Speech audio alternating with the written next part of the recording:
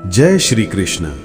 मित्रों, जीवन में कभी न कभी मन ही मन में अपने ये प्रश्न उठाए ही है कि मैंने तो किसी का बुरा नहीं किया, मैंने किसी का बुरा नहीं किया और नहीं किसी का बुरा चाहा, तो फिर मेरे साथ बुरा क्यों हुआ?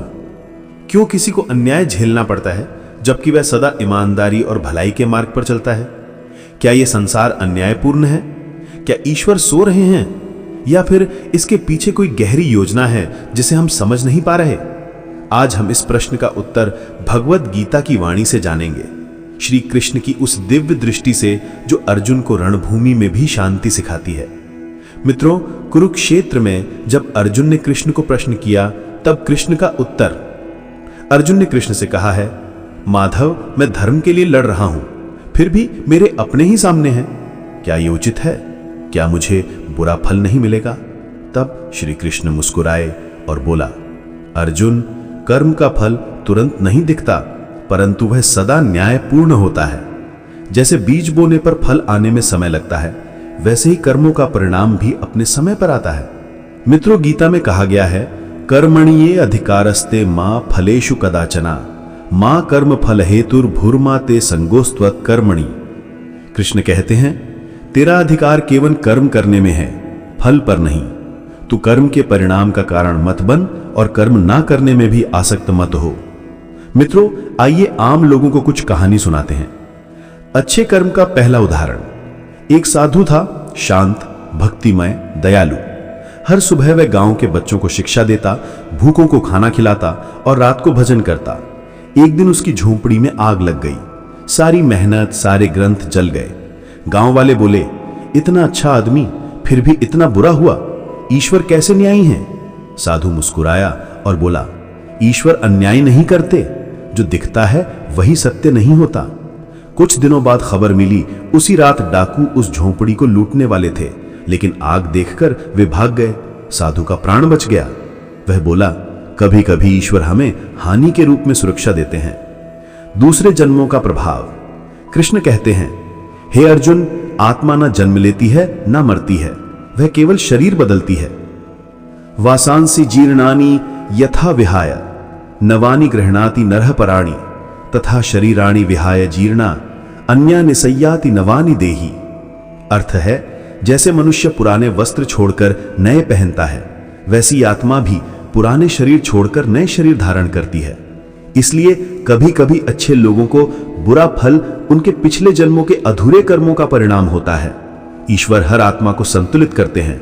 न्याय में विलंब हो सकता है, पर अन्याय कभी नहीं होता। किसान और बीज की कहानी। एक किसान रोज अच्छे कर्म करता था, हर दिन गायों को चारा, जरूरतमंदों को भोजन। फिर भी उसके खेत में फसल खराब हो गई। वो दुखी होकर मंदिर गया, हे प्रभु, मैंने तो सदा भलाई की, फिर मेरे साथ ऐसा क्यों? मंदिर के पुजारी बोले, बेटा, तू जो अच्छा बीज बो रहा है उसका फल आज नहीं तो कल आएगा, पर यह मत भूल, अगर तू बोना बंद कर देगा तो आने वाले वर्षों में कुछ भी नहीं उगेगा। इस वाणी ने किसान का जीवन बदल दिया। वो समझ गया कि कर्म का फल समय पर मिलता है, भावना पर नहीं। श्री कृष्ण की दिव्य दृष्टि। कृष्ण कहते हैं, जो व्यक्ति केवल भलाई के लिए भलाई करता है उसे कभी पछतावा नहीं होता, क्योंकि सच्चा कर्म आत्मा को ऊंचा उठाता है। यदा यदा हि धर्मस्य ग्लानिर्भवति भारत, अभ्युत्थानम धर्मस्य तदात्मानं सृजाम्यहम्, परित्राणाय साधूनां विनाशाय च दुष्कृतां, धर्म संस्थापनार्थाय संभवामि युगे युगे। अर्थ है, जब भी अधर्म बढ़ता है और धर्म घटता है, तब मैं अवतरित होता हूं, साधुओं की रक्षा करने, दुष्टों का विनाश करने और धर्म की पुनर्स्थापना करने के लिए। जीवन का संदेश। मित्रों, याद रखिए, ईश्वर हमारे कर्मों का हिसाब वैसे रखते हैं जैसे सूर्य।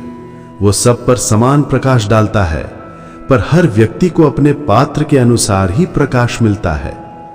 कभी कभी बुरे अनुभव हमारी आत्मा को पक्व करने आते हैं, ताकि हम अधिक मजबूत, धैर्यवान और करुणामय बने। सर्वधर्मान् परित्यज्य मामेकं शरणं व्रज अहम त्वाम सर्व पापेभ्यो मोक्षयिष्यामि मा शुचः। अर्थ है, सब धर्मों को छोड़कर मेरी शरण में आ जा, मैं तुझे सभी पापों से मुक्त कर दूंगा, चिंता मत कर। मित्रों, जब जीवन में अंधकार दिखे तो ये मत सोचो कि प्रभु तुम्हारे खिलाफ हैं।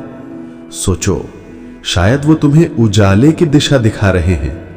अच्छे कर्म कभी व्यर्थ नहीं जाते, वो एक दिन लौटते हैं शांति, सुख और दिव्यता के रूप में। इसलिए कर्म करते रहो, परिणाम की चिंता मत करो, क्योंकि जब कृष्ण तुम्हारे साथ हैं तो हर बुरा अनुभव भी तुम्हारे कल्याण का रूप है। जय श्री कृष्ण।